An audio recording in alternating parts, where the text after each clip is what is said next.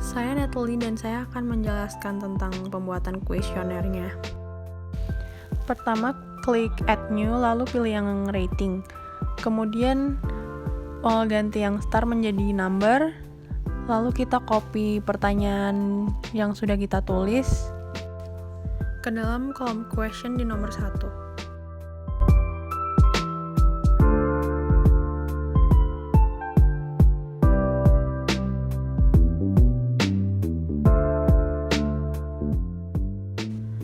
Selanjutnya saya akan menambahkan gambar.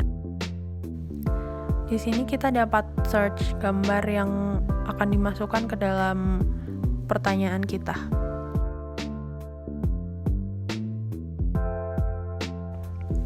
Setelah itu untuk menambah pertanyaan yang baru kita add new dan ulangi tahap yang sama dengan pertanyaan nomor 1.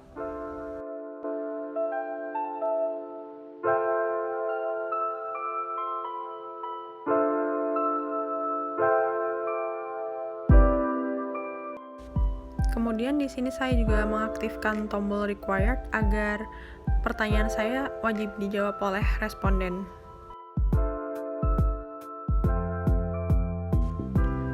Lalu untuk nomor 3 dan seterusnya juga saya ulangi dengan tahap yang sama dengan mengcopy pertanyaan yang ada ke dalam kolom question. Di nomor 4 saya juga mencantumkan foto dengan cara yang sama seperti nomor 1 tadi. Setelah itu kita copy pertanyaan nomor 4 lalu kita taruh di kolom nomor 4. Demikian juga dengan nomor 5.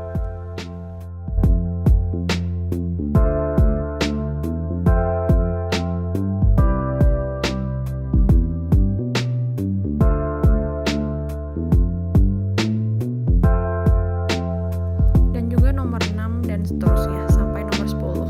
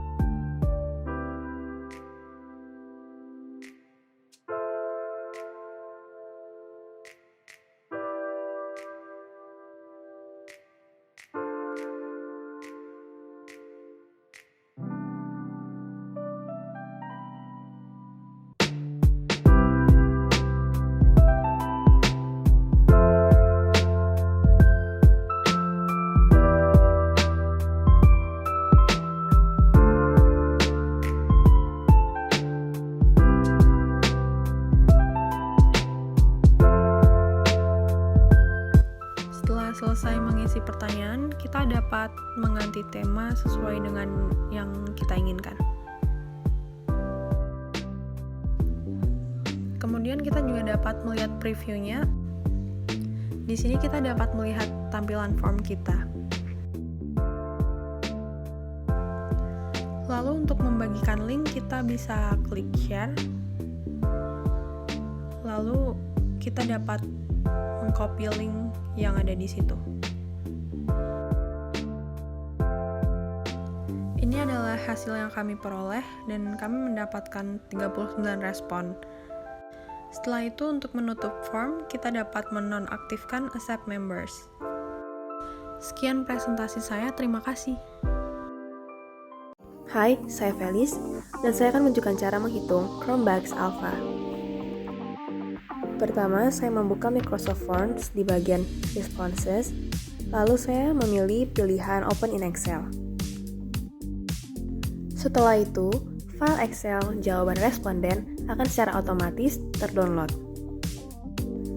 Beginilah tampilan Excel di mana terdapat 10 pertanyaan dan jawaban dari 39 responden. Pertama, saya menghitung berapa jumlah questions. Dengan menggunakan rumus sama dengan Counta, lalu saya mengedrag kolom B1 sampai K1 dan klik Enter.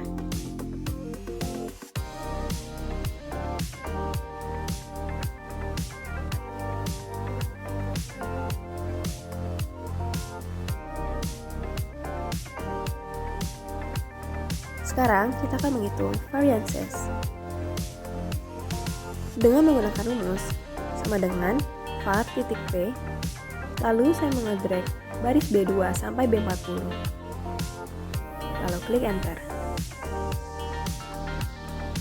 Lalu saya mengedrag dari kolom B41 sampai K41 untuk menduplikat rumus.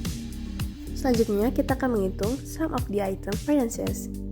Dengan menggunakan sama dengan sum, lalu mengedrag bagian kolom B41 sampai K41 dan klik Enter.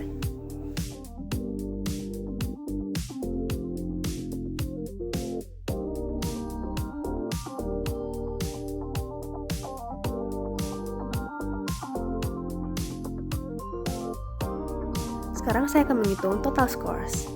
Dengan menggunakan rumus sama dengan sum, lalu saya mengedrag bagian kolom B2 sampai K2. Lalu saya mengedrag bagian bawah L2 sampai baris L40 untuk menduplikat rumus.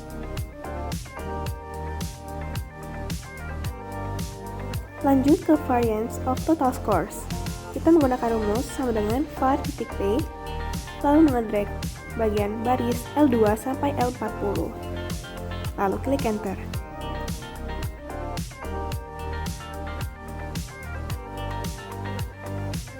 Dan terakhir, kita akan menghitung Chromebooks Alpha. Berikut ini adalah rumus yang digunakan.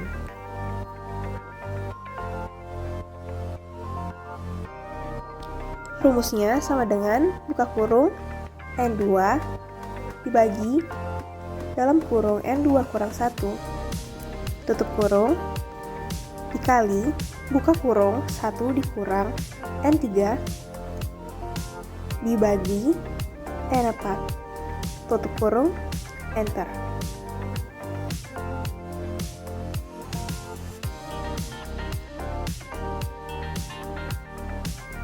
Hasil yang kita dapatkan adalah 0,7, di mana jika lebih dari 0,6, maka kuesioner akan dianggap konsisten. Saya Graciela dan sekarang saya akan menjelaskan mengenai deskriptif statistik. Langkah pertama yaitu mengcopy total ke halaman berikutnya. Setelah itu, klik data, lalu pilih data analisis, dan pilih deskriptif statistik, dan klik OK. Lalu akan muncul format sebagai tampilan berikut. Lalu blok row A untuk input range, dan blok C untuk output range.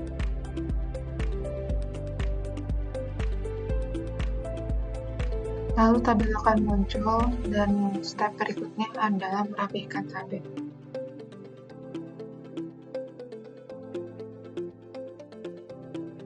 Berikutnya merapikan angka tersebut menjadi 3 angka di belakang koma. Kemudian lakukan step yang sama untuk angka di bawahnya.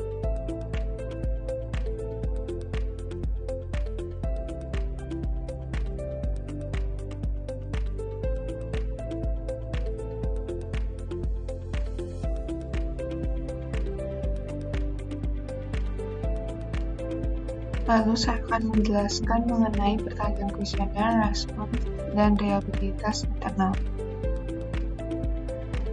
Pertama adalah mengerjakan lampiran A, yang berupa isi dari pertanyaan kuesioner. Lalu copy satu persatu dari angka pertama sampai ke 10.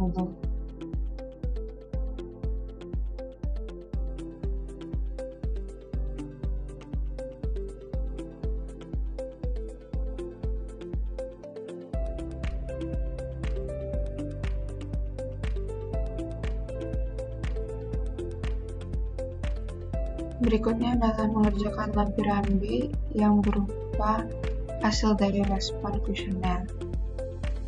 Dan yang terakhir adalah membuat tabel pada bab 3 mengenai reliabilitas internal atau Cronbach alpha. Lalu klik menu reference, klik insert caption sebagai tampilan berikut. Saya akan menjelaskan mengenai pertanyaan kuesioner, ringkasan hasil, dan aktivitas di Teams. Perkenalkan, nama saya Jennifer Servania dari Interior Design tahun 2020 dan saya PIC 5. Jadi yang pertama-tama, setelah kita menulis halaman judul untuk yang cover paling depan dan logo UPH, setelah itu kita page break untuk menulis halaman dan menulis daftar isi. Nah, selanjutnya kita lanjutkan ke bab 3. Untuk bab 3 kita blok dan beri heading 1. Di enter dan kita kasih judul subbab. Subbab ini kita beri heading 2 dan kita ubah warnanya untuk sesuaikan dengan warna lainnya. Setelah itu kita copy paste screenshot yang sudah kita copy sebelumnya, yaitu pertanyaan dari kuesioner itu sendiri.